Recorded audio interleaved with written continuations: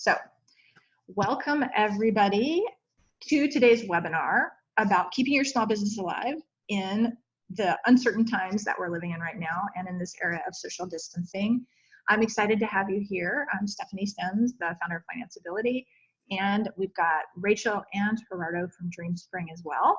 You guys want to say hi? Hey guys, I recognize a lot of the names of DreamSpring clients in here, which is exciting. And thanks so much for joining us. I know it's a stressful time and we're so glad to get to just have this time with you. Gerardo. Yeah, thank you guys so much. I also recognize a lot of names. It's very exciting. And a quick shout out to Moises because he just joined and didn't get a shout out, so I don't want to leave you left out there. Oh, thank you for taking care of that. That's awesome.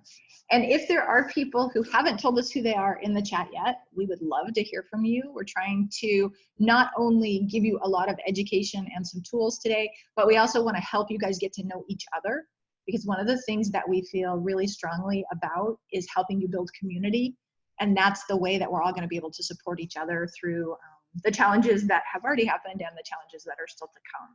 So please feel free to drop information about yourself, your business, where you're located into the chat, and that way other people can get to know you as well. And since we're kind of doing a little housekeeping, what I'm gonna do is ask you guys to participate in a poll that's gonna tell us a little bit about your knowledge of Zoom, right? Because we're all learning in this virtual world, and we're all trying to figure out exactly what we know, what we understand.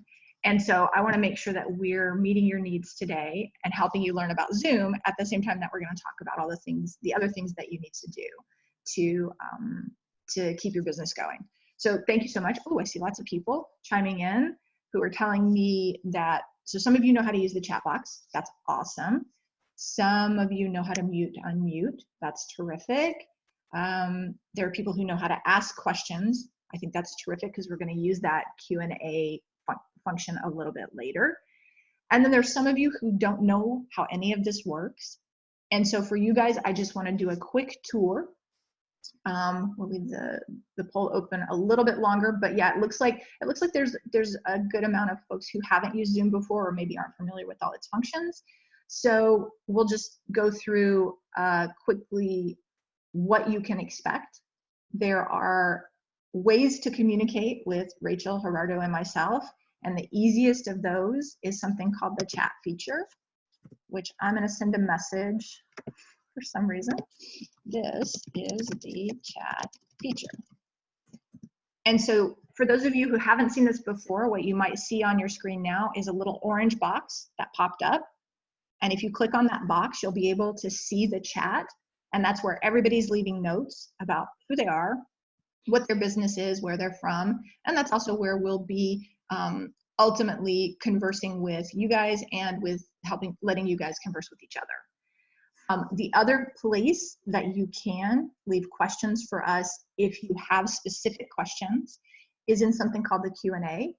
And in that same menu bar where you found the little chat box, there's a little file folder looking thing that has a Q on it. And if you have a question, you can add your question there.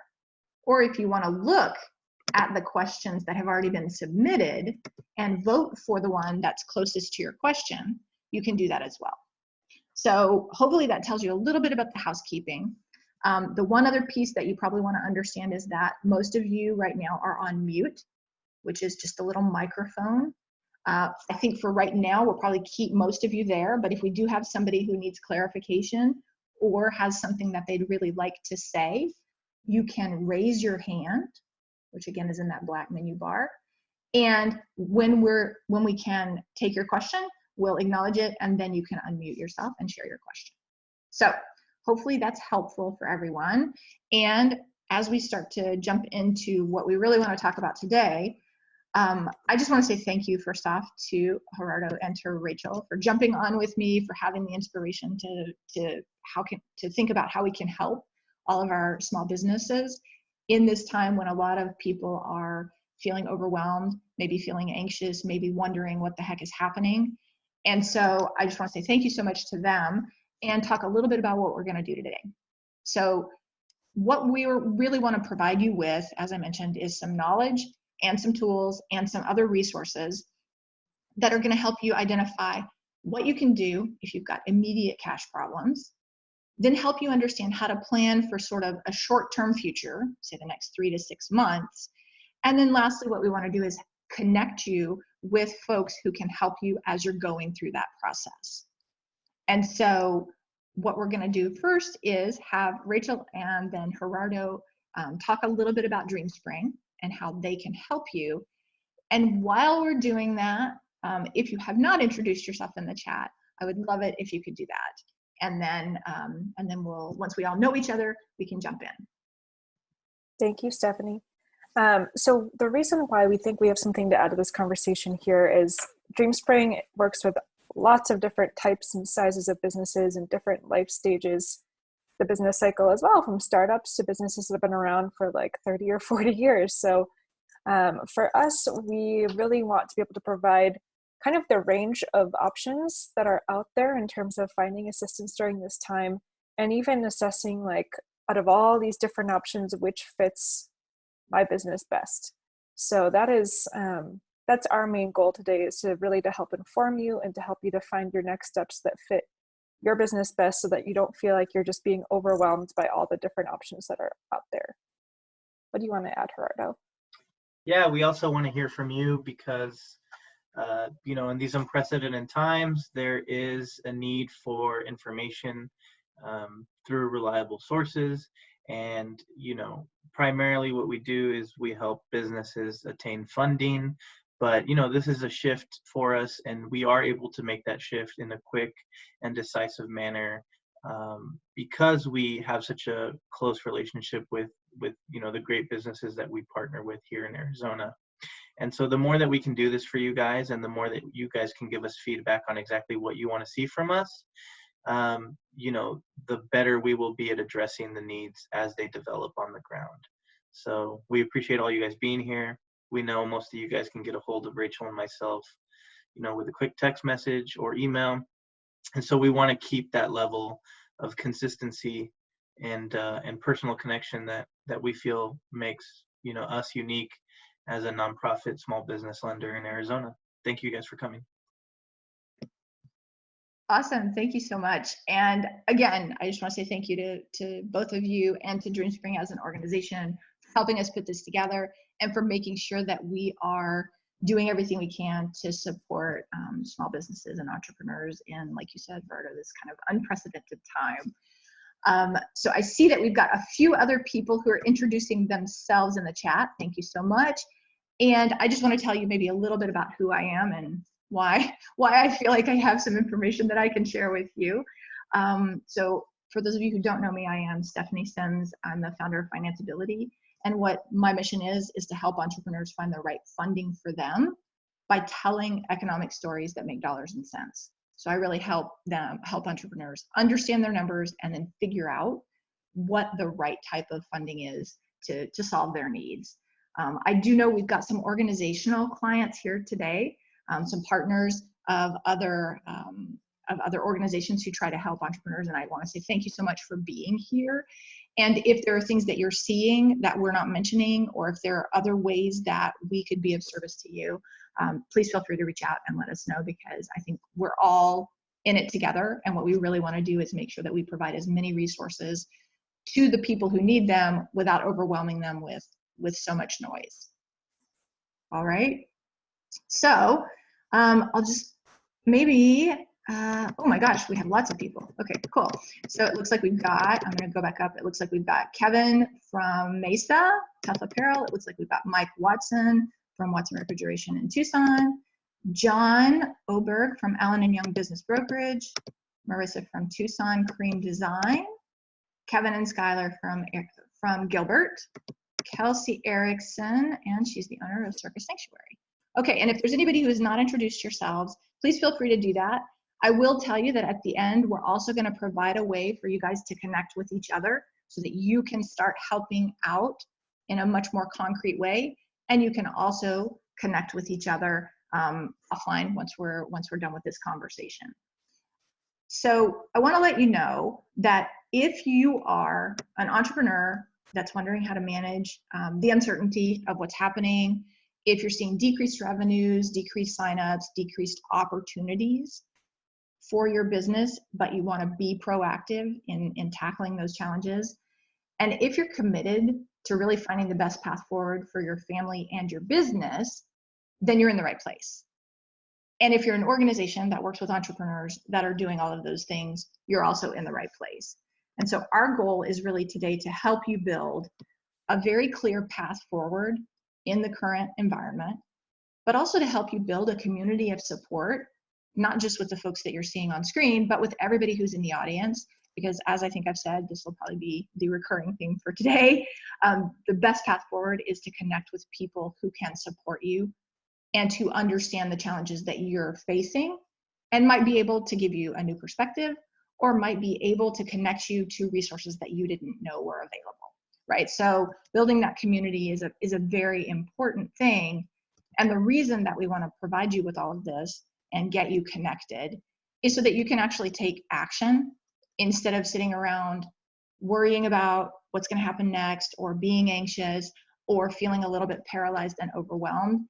And as a result, not doing things that could actually benefit your business right now. And so in that light, what we did is we really looked at the things that we were hearing from our clients and created a few questions that we've been hearing. And we want to answer those questions for you, as well as invite you in that Q&A function to enter any questions that you've got about how to manage your immediate cash flow. Like if you can't pay your bills next week, what do you do? But also how to plan for that short-term future. And then lastly, about where to get help. So if you do have questions, feel free to go ahead and put them in there. And we're just going to tackle some of the ones that we've already heard, and we'll get to yours as we have time and as it feels appropriate. So I'm going to look at the first question that we've been getting a lot, which is, what happens if clients haven't been paying me, right? So what happens if I have a lot of people that owe me money, but I don't know how to reach out to them and ask them to pay? So I think there's a couple of things to do here. In my experience, transparency and clear communication is always going to be your best friend.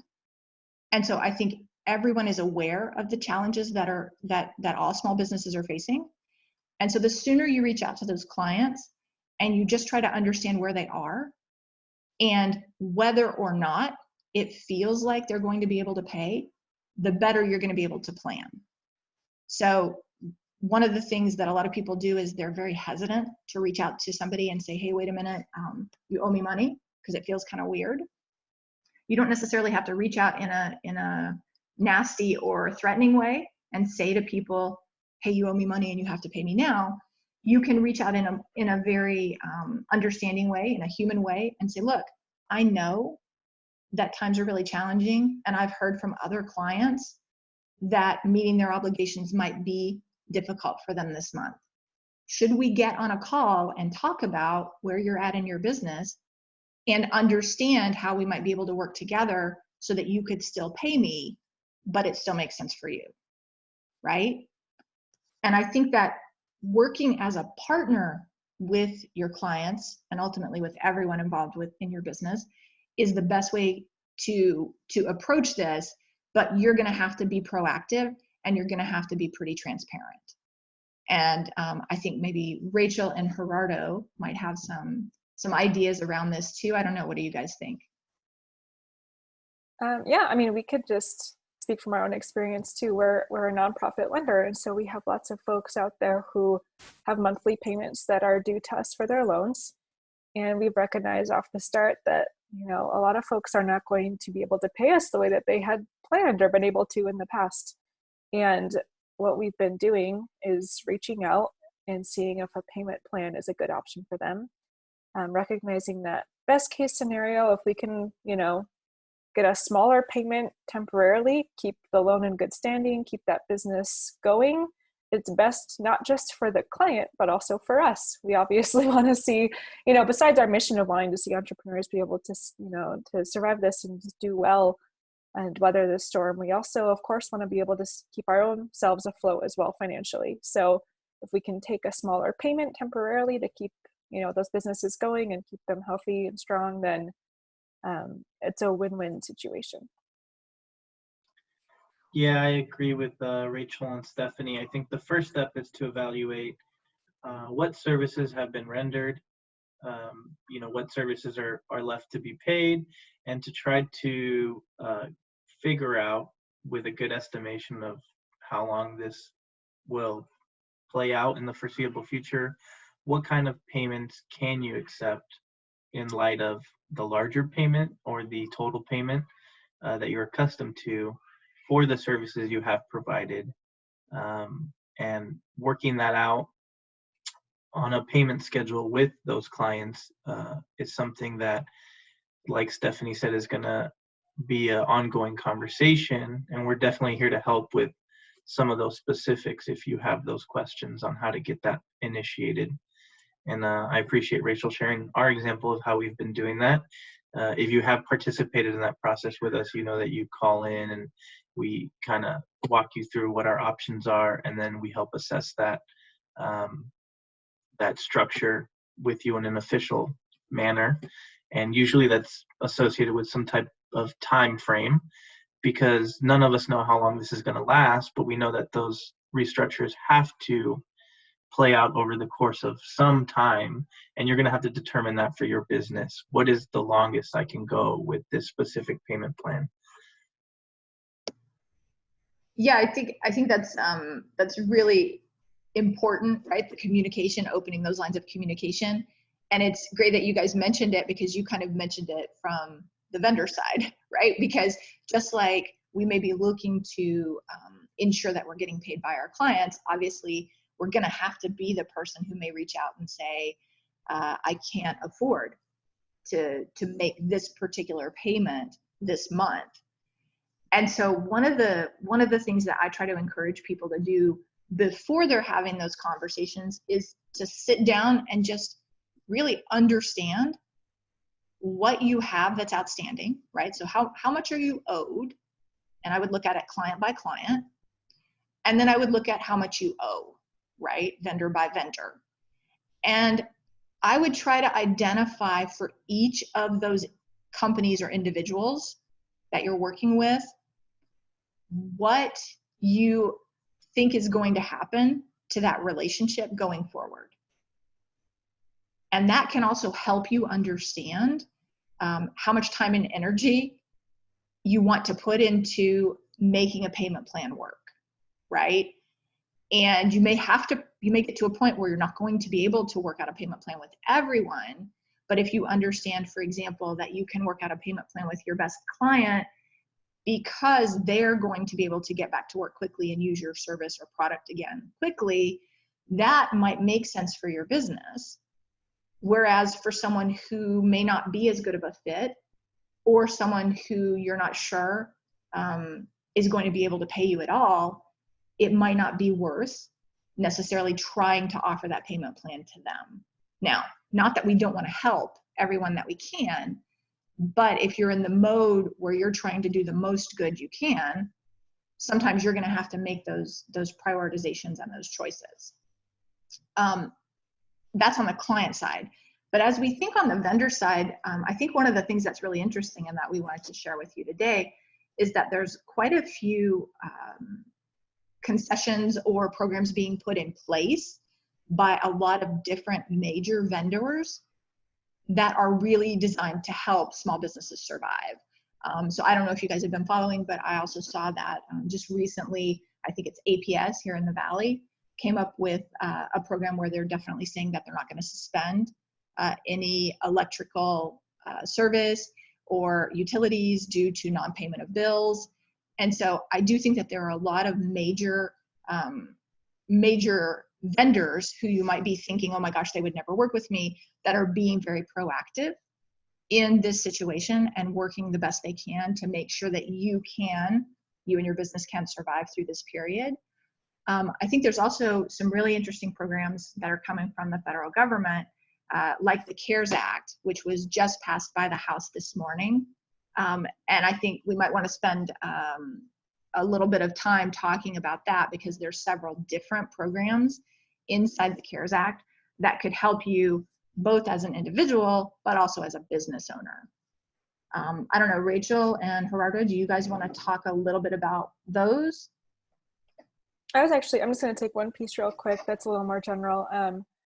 For those of you who, again, are getting, maybe email or phone or, written communication from your vendors that are talking about different payment plans that are optional, like, for instance, the utility option, even if you are not certain that you need that right now, like, make sure that you keep that information. Like, everything that comes to you that's, a potential way to reduce payments, like, keep that information, even if you're still in an okay place right now, because things change every week. I mean, guys, think of where we were all 2 weeks ago. This felt completely different. It felt way more abstract for most of us. And keep that information filed, make sure that you have that, and start running numbers on, okay, worst case scenario, this is what I can do, and this is when I should be preparing.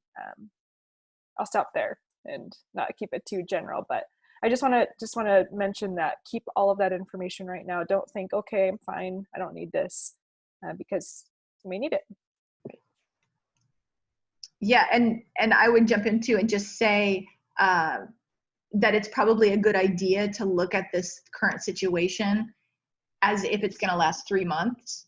And so when you're starting to think about your vendors and your obligations, as well as your clients, you want to not just look at, okay, what's it going to take to get me through, say, the payments I've got to make next week, but I would think about what's it going to take to get me through basically through the middle of summer, and make sure that as you're thinking about your cash planning, you're taking that longer term impact into account. As Rachel said, you may not need it, but it's much better to be prepared for it and not need it than to have planned for maybe a 4 to 6 week period and then realize that that you're in a situation that might be a lot more challenging. Roberto, did you have something you wanted to add? No, I think, I agree with what you guys are kind of sharing. If now would be a good time to add some specific resources, then if anybody is on the chat that has those available, you can share them there. And I believe that we're going to be going into more specific resources a little bit later on, correct? Yeah, well, let's jump into that now. Okay. I mean, I think we should jump into the sort of federal programs, because I think that's the one that most people might be hearing about. Yeah. And that's just kind of come to light. I know that that it's still fluid, right? Because the bill hasn't been signed yet. But based on what we're hearing, it feels like there's really two programs designed to help business owners in the short term. One of those is the basically through disaster recovery, right? So it's called an economic injury disaster loan. They're calling it the EIDL program. And that program feels like it could be a really good fit for smaller businesses. And what I've heard, although again, it still needs to get approved, what I've heard is that through that program, there may not only be low interest loans, but there may be a portion of that funding that would be available for grants. And and there's it's a 3.75% interest rate that's being offered to small businesses, which is phenomenal. Everyone we've heard from the SBA has encouraged you, like, look into it, apply. The worst thing that happens is they say no, but they're trying to be pretty flexible on what they're able to do for small businesses. So it's going to be, I think, $25K and under. Those applications are going to be a little bit fast tracked, a little more streamlined. And then the larger loan request, they can consider a small business loan of up to $2 million under that. And it's going to be obviously a bit of a longer process for that, but we'll share that website where you can go and apply. But please take that seriously. Don't just think, oh, it's a federal government thing, it'll take forever. I mean, they're working on their feet to try and be as responsive as possible and to help as many as possible. Yeah, I also want to add to that I did get confirmation this morning from our SBA contact that they are encouraging ITIN borrowers to apply. I know that a lot of people think it's a federal program, so that means that ITIN borrowers, and for those of you who are unfamiliar with ITIN borrowers, ITIN would be is similar to a social security number, but it's used to pay taxes, or file for taxes. So they are encouraging ITIN borrowers to apply, and even if they are unable to fund specific loans, as long as you're in the system, if there's anything else they can do for you, then they can actually proceed at that time because you've taken the time to be in the system. That's the most important thing, is to get your foot in the door. Stephanie, I think you might have some things to add to that. But if not, there's some questions also on the chat we can kind of go over. Oh, okay. Well, I was just going to kind of close the loop there. I think that Michael shared something that's important too, which is the terms on these loans are up to 30 years, right? And so if you're thinking, well, I need to borrow a lot of money, but I can't pay it back quickly, that's the way that these disaster loans are actually structured, is to make it as affordable as possible. So I wouldn't neglect that as an option. And the other thing that that I would let anyone who's been through this process before know is that they have changed the way that they're doing the process. And so whereas before they required usually collateral, sometimes real estate collateral, they're talking about now not making that necessarily a requirement if it's not available. And to Gerardo's point, even if you think you might not qualify, it's a great idea for you to apply, because as these programs are actually rolling out and being implemented, they are really focused, the SBA is really focused on making sure that they do everything they can to try to help you. But they have to know who you are, and they have to know what your situation is. So I think that's really important, to ensure that you're applying to these opportunities. And I do think the other thing we want to keep in mind is that these programs, some of these programs that we're talking about, may have different application processes, right? So don't think that just because you've applied for a program, that means that you've applied for every program. And to Rachel's point, it's going to be very important for you to kind of keep track of, here's what I applied for, here's the other resources that are available, and now I need to reach out and tap into those. Gerardo, do you have something? Yeah, in agreement with what you're saying, I think it's important also to note that there may be federal programs, there may be state level programs, and every city is going to have their own response also. The way the funds are being disseminated right now might vary by the level of governance. So it's always important to, keep an eye on what's going on the news, but also to try to do a little investigation on how to understand where those funds are going. So those funds are going to be disseminated differently through every level of government. Your city might have a benefit that another city does not, even though you can drive from Chandler to Tempe, and doesn't seem like a big difference. It may be. And I also want to point out that we're doing our best to compile a list of resources so that we can make those available to you guys. I believe that's one of the questions on the chat right now. And so we will be processing ongoing developments with these kinds of programs as we are learning about them and making them available to you guys. Yeah, I think that's a great point, Gerardo. And I do see that we've got a few questions, some in the chat and then some also in the Q&A. One of them from Catherine is the question about forgiveness, right? And so, excuse me. So the way that I understand this, and for some reason now I sound like I'm sick, but I promise it's just allergies. The way that I understand this from the current structure is that the forgiveness portion of the loans for what's called the Paycheck Protection Plan, or the Paycheck Protection Program, excuse me, is going to be up to 8 weeks of operating expenses. So it's not just payroll, it's things like rent, it's things like utilities, anything to keep your business operating. But in order for the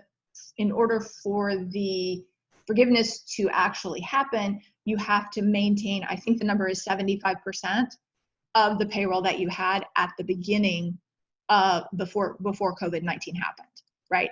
And so it's not, they're not just saying, hey, it's fine if you keep operating, the loan will be forgiven. There are some caveats about, the level of payroll that you're continuing to provide. But that's the current structure that I've understood. So that is a separate application from the disaster recovery program or the economic injury loan. So just to be clear, the economic injury loan is not necessarily based on, doesn't really have that forgiveness portion, although we've heard that there may be an initial amount up to $10,000 that may be forgiven, or that may just be considered a grant. And hopefully, Catherine, that answers your question. Okay, so sorry.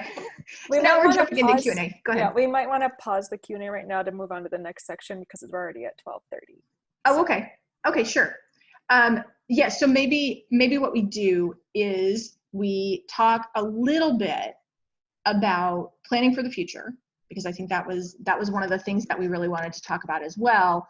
And in that conversation, I think one of the things a lot of people are thinking is, could I get additional financing right now, right? So if I didn't have a loan before, or maybe I didn't qualify for a loan before, could I go and get new traditional financing right now? Could I raise, and I'm hearing this a lot from the startup entrepreneurs that I work with as well, is this a good time to start raising angel investment? Could I get venture capitalists to be interested in my company?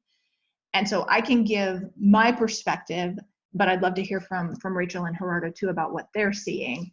Maybe we'll let them go first.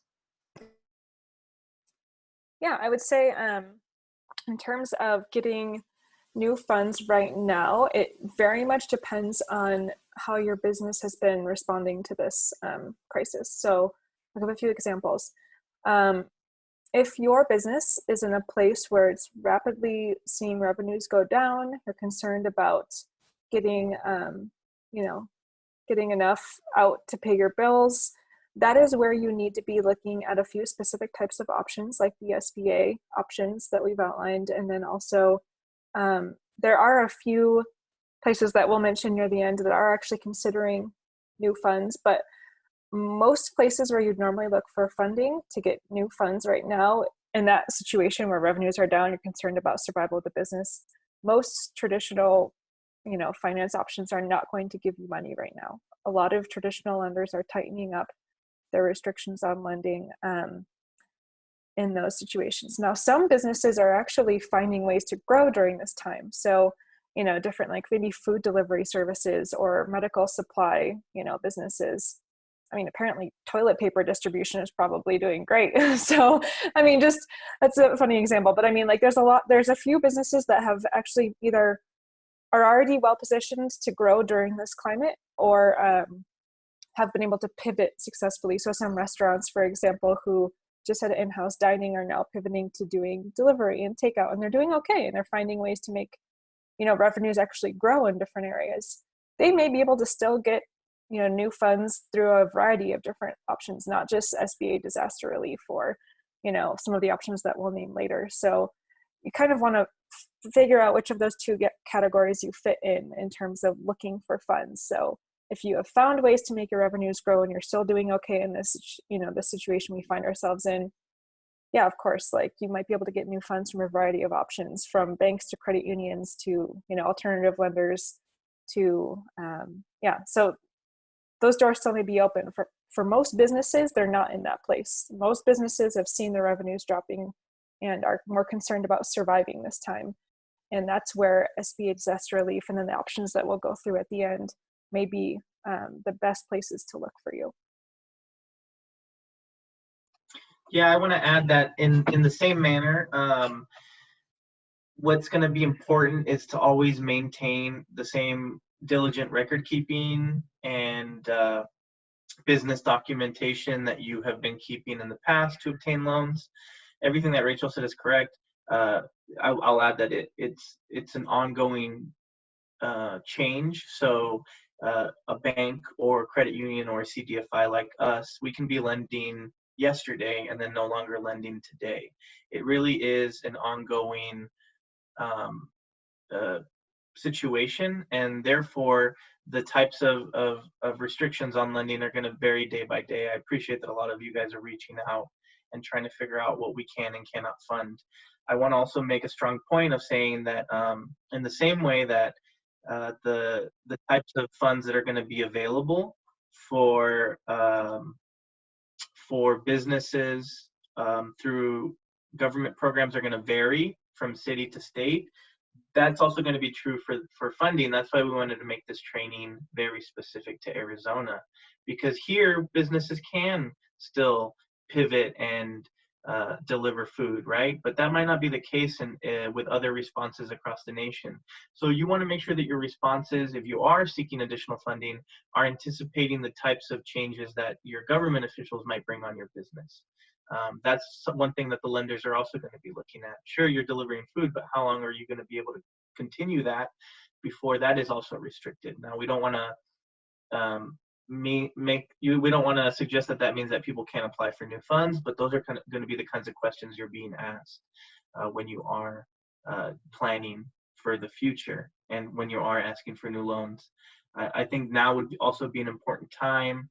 I know David with Western WebDoc just sent me a message and he said, make sure you guys talk about the role that e-commerce can play in this current time. And I think that is also important to note. A lot of times you can ask for additional funds to pivot your business towards an e-commerce space. But again, the types of questions that are going to be asked during the loan application are going to be, what are going to be your responses if this area of the economy is then shut down? So those are just some things to keep in mind. Yeah, I think that's really interesting and a very important point, Gerardo, is, and that's kind of the direction I think we wanted to go next was, okay, look, if you can't sell to the people that you're used to selling to because you have a retail store and people can't come in, right? What are the ways that you might be able to pivot, right? That you might be able to reorient your business to serve a different group or to serve the same people in a different way.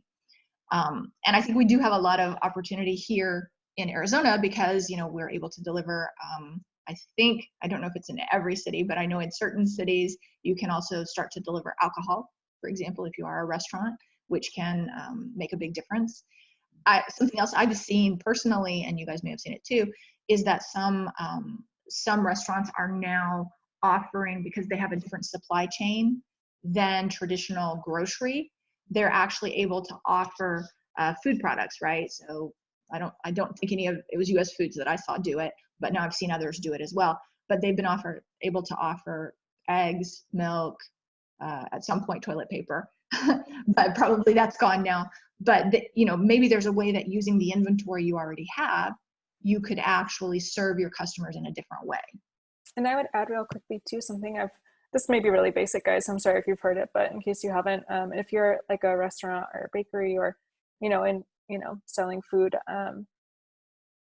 I've heard reducing your menu is really good in terms of being able to order in bulk, like the minimal ingredients that you need for like the basic menu. That way you're not ordering other things that, may not sell as quickly, or, just simplifying things, trying to stick to the basics so that you can have a better profit margin going forward.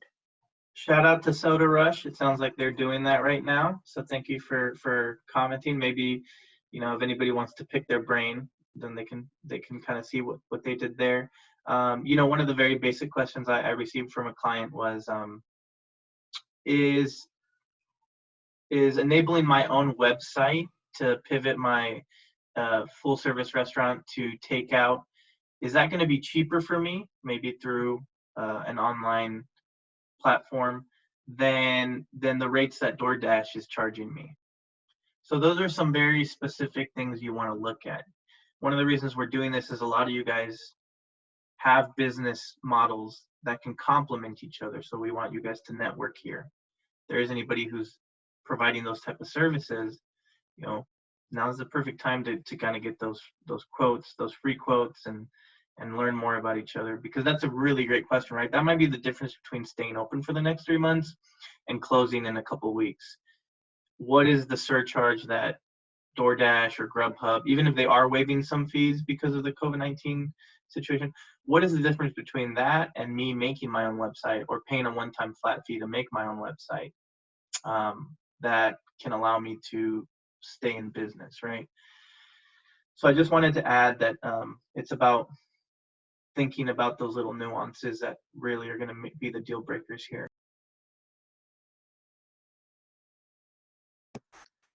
Yeah, I think that's an important point, and something else that you and I had talked about, Gerardo, when we were putting this together, was trying to see if there's ways that you could consolidate supply chain, right? Rachel alluded to it a little bit as well, but say that you reduce your menu and you know that you're ordering the same things as 3 other restaurants that are relatively close to you. Could you guys order in bulk and actually reduce your costs even further by streamlining that supply chain, or by sharing resources in another way? Maybe maybe one of you has a delivery vehicle, and that would allow you to rationalize the cost across more deliveries, as opposed to necessarily paying somebody to a high fee to do the delivery for you. And I see that Jeannie says that they're selling pay it forward lunches. That sounds great. And that sounds like a great way to pivot into a new revenue stream, right? And so I think we might spend just a few minutes, because we're going to wrap up. We want to be respectful of everyone's time. We're going to make sure that we wrap up right on time, if not a little early. But maybe we'll spend just a few minutes kind of brainstorming other ways that you could pivot and think of new revenue streams. Have you guys heard any creative places, creative things around that? Because I have a cool one. You want me to go first? So I know there's Gerardo, did you have something? Go ahead. I was going to say there are some comments stating that not everyone can see all of the attendees in the chat. Is that? So if you're commenting, actually, if you would make sure that in the little box where it says "to," it says all panelists and attendees. And so it does feel like maybe some folks are commenting just to the panelists, and that's why we can't necessarily see those. Okay, that's a good distinction, just so that we can all share our ideas. Yeah, Go exactly. ahead. I'm sorry, Stephanie. No worries. Thanks for keeping an eye on that. So the company I was thinking of was actually an online platform, right? So it was kind of a marketplace for workforce. But what happened was the target market they were working with, which was hospitality workers, obviously the demand there was significantly lower because those folks can't go into work. And they shifted and moved from hospitality workers. They used that same pool of talent, but instead of trying to place them in restaurants, they tried to help place them in grocery and delivery, right? Because we know that, just as Rachel mentioned, there are some industries that are really suffering right now, but then there are some industries that are experiencing a huge boom in activity and really don't have the staff to keep up with it. The one other example that I would mention is somebody else that does corporate wellness, and she had a full-time staff of massage therapists, right? But clearly in a no-touch world, it was really hard to offer those services. And so what they've done is they've shifted to a virtual model where they're using their existing staff to actually provide the same corporate wellness services, but virtually. So instead of it being hands-on massage, it's self-massage, it's meditation, it's all the different things that remote workers are now having even harder time doing, because they're not in the office talking to each other. They're more stressed out. They might not be moving around as much as they were before. And so they've made that really, really smart shift. I want to just add a quick kind of word of encouragement right now. What we've seen in general, like the best case scenario for a lot of businesses that are in a place of where they're really struggling, they're not sure they're going to make it. I mean, entrepreneurs, just as a group, are really incredibly creative and resilient. And so for those of you who are struggling to maybe find those creative ideas for how to, pivot your business, or how to respond to this, or how to, make it, reach out to your network. I mean, everyone is there to support each other right now. You've seen a lot of kindness, a lot of compassion, and a lot of just mutual support out there. So if you are having a hard time finding these ideas for your business, again, reach out to your network now and see, even your competition is going to be more friendly than normal right now. You know, you see people helping each other just to try and survive. So please reach out if you find yourself struggling to figure out what ideas may work. Yeah, and I love the group chat right now. Everyone's sending the types of services that they're providing, a lot of them for free that they can help other businesses with. We'll be sure to capture those. We're going to send a mass email to everyone who attended, and we'll be sure to send those resources to everybody. Well, and we were going to do this at the end, but since everybody's jumping in with ways that they can help, what we've created for you guys is just a simple Google Doc where you guys can go and enter your contact info and enter one thing that you have to give, right? So maybe that is, a marketplace or a delivery vehicle to share, or I've seen some other, so Kevin just said, if you're in the local area and you sell stuff, they have a store where you can put your stuff, right? And so Kevin, would you please put that in the Google Doc? But by the same token, we want to make sure that it's there.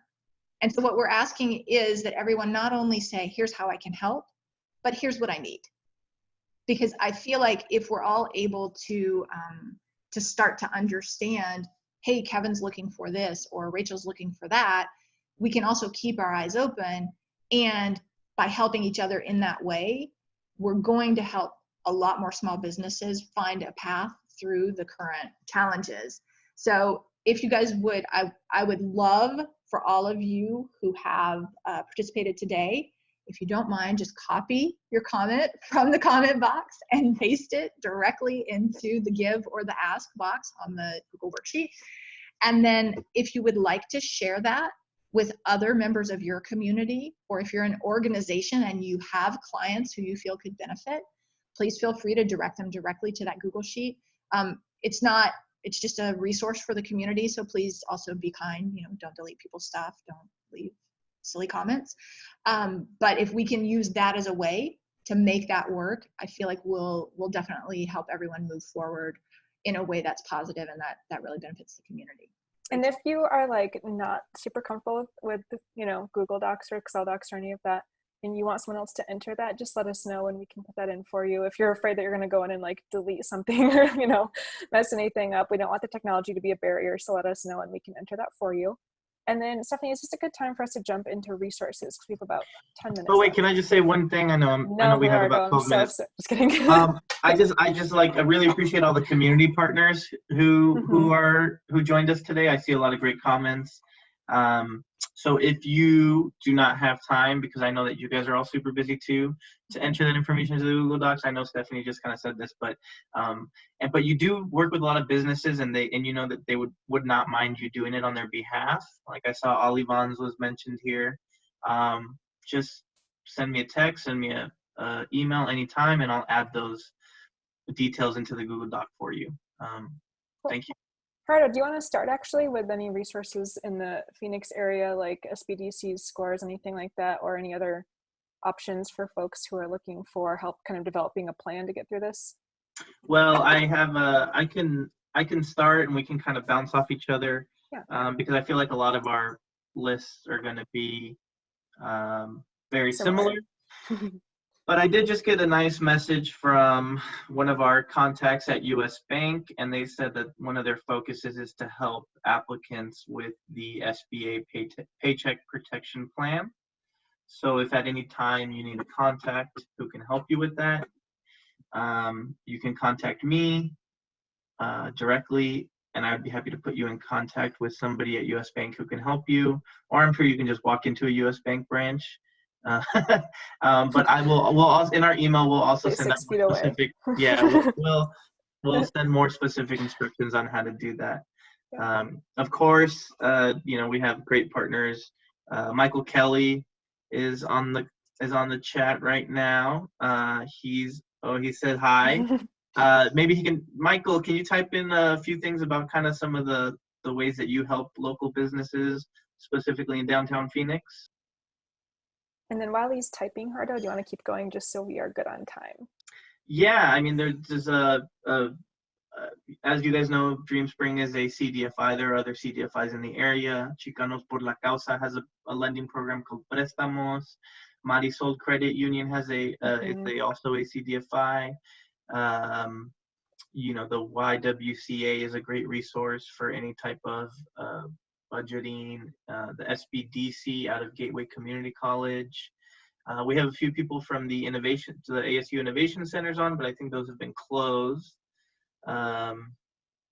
And Rachel?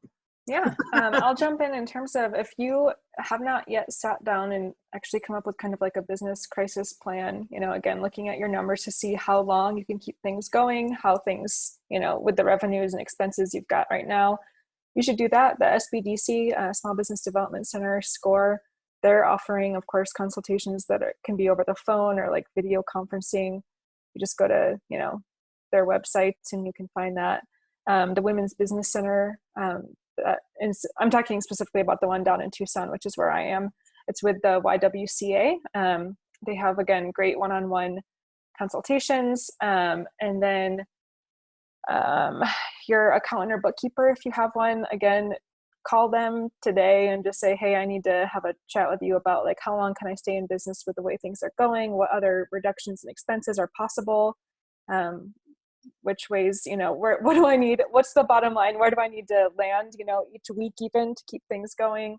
They can help you just to get those numbers, taken care of so you know that your plan is going to work. And if it's not going to work, that you need to adjust it. Beyond that, I do want to mention a few options for funding because, that is first and foremost on a lot of people's mind. I'll start with the sad news for me personally. DreamSpring isn't able to offer any kind of COVID relief product at this point because we have been offering payment plans to literally any of our clients, regardless of their, if they're in good standing or not. We're trying to offer it to everyone. So while we figure out how many folks are actually going to be enrolling in those plans, we need to hold off on our lending of new funds so that we can make sure our portfolio can make it through this. We're a nonprofit. So we have already, a lot of concerns about even future fundraising in this environment. So we need to make sure that we're careful and not putting ourselves in a place where we can't weather this as well. So we sadly don't have anything yet, but we are also actively still seeking funds to create some kind of product. So we're working on that while we're also shoring up our current clients as much as possible. But there are, oh yeah, Ricardo. No, I was just going to add that there are some, never mind, go ahead, I'll share it again. Okay. I was going to add some more resources, but then I realized we weren't going that direction. Yeah, so we have Washington Federal. I'm going to actually send the link. Washington Federal Credit Union is offering an interesting product. It's a 5-year business line of credit with 90 days of interest-free to businesses affected by COVID-19. They're expediting the process for a line of credit up to $30,000. I'm just going to send a link so that you can explore that on your own time. But Washington Federal is, lending all around Arizona. So there's that link. We also have partners down in Southern Arizona, Community Investment Corporation, that is offering a pretty cool product. They are doing up to $10K, 3% interest, up to 5-year terms. And these are for businesses in Pima County, Santa Cruz County, Cochise County, Graham County, and Greenlee County. So I'm going to send their website too.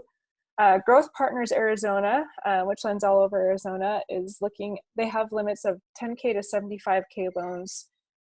They are looking to waive their application fees and loan fees. They're also offering lower than typical rates for up to 6 months, after which the loans will go back to like their regular interest rates, which are generally around 11%.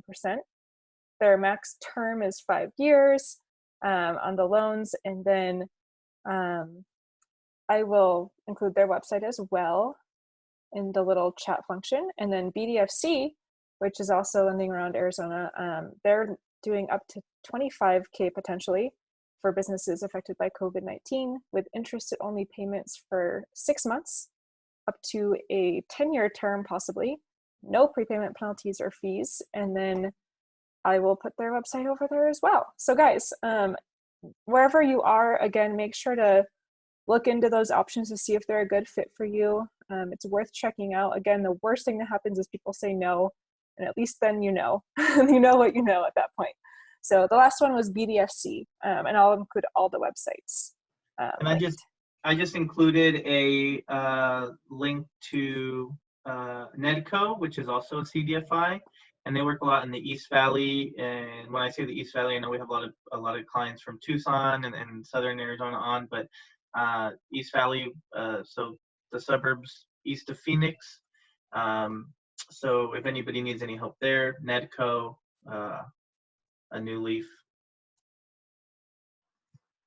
And one other thing that we might want to think about, because we are about to wrap up, is I don't know if other people are experienced with crowdfunding, but WeFunder, which is also active in Tucson and also here in Phoenix, has set up some special programs for businesses that have a lot of fans, right? And so crowdfunding is basically a way to let people who already know and love your business invest in it.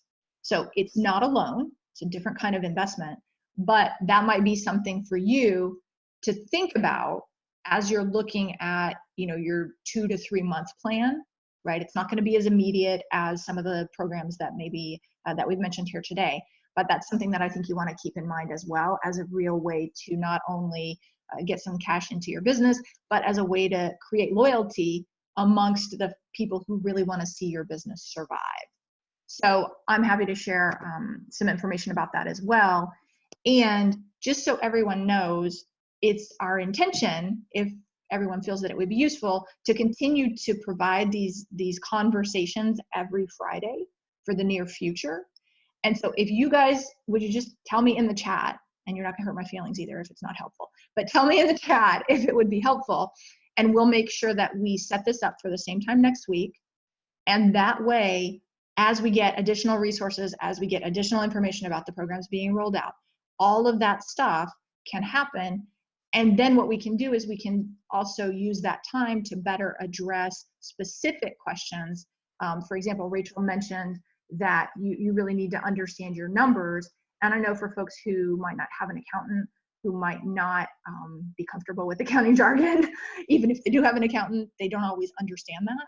And so I'd be happy, this is how one of the ways that I help businesses as well. I'd be happy to run a session around that, for example. And I see in the chat, okay, so I hear that we want to do it again, so that's awesome. And what I will do is make sure that in the, you can invite anyone you want. Anyone in the chat who's saying, can you invite other people? You bet. And what we'll do is in the follow-up email, we'll leave the link. And in that link, you can actually register for all of the sessions. So you don't have to do it every week. You can just register for all the sessions at once. And Gerardo, you had a question. We messed up. We forgot to shout out Local First Arizona. They're also a great resource. Please go and check out their website. They have a great COVID-19 response right now that's focused on technical assistance. Yeah, and any subject, again, this was kind of like the preliminary subject, but any subject you guys want us to cover more in depth, we'll be happy to do that on a weekly basis. Yeah, sorry. Thank you, Gerardo, so much for saying that. We actually have a resource list on our website. So go to www.dreamspring.org and you will find, we did, it's really silly, but like, I think made a lot of sense ultimately. There are so many resource lists out there, right? And so instead of trying to like recreate, you know, something that's already been out there, we linked the best ones we found in Arizona so far, which includes the Local First page too. So. Awesome. Well, I know we want to be respectful of your time, and we want to say thank you so much for everyone who joined us, both entrepreneurs and partners. We would love to see you back next week, again, if this feels helpful. And what I'm going to suggest we do, because we have ideas about what you need, but the best people to tell us what you need is you. So when we send the follow-up email, if you would just reply to us and tell us what you feel like you really want to learn most about next week, that's exactly what we will do. Okay? So same time next week, you'll get a copy of the recording and links. And then please remember to go fill out that Google Sheet with a give and an ask, and we'll pull the community together and keep everyone moving forward. Thank you guys so much. Thank you guys. You guys are awesome. We really appreciate you guys showing up, and we're happy that we can do something at least for you guys. Yeah, thank you so much for being here. Awesome. Take care, everybody, and we'll talk to you next week.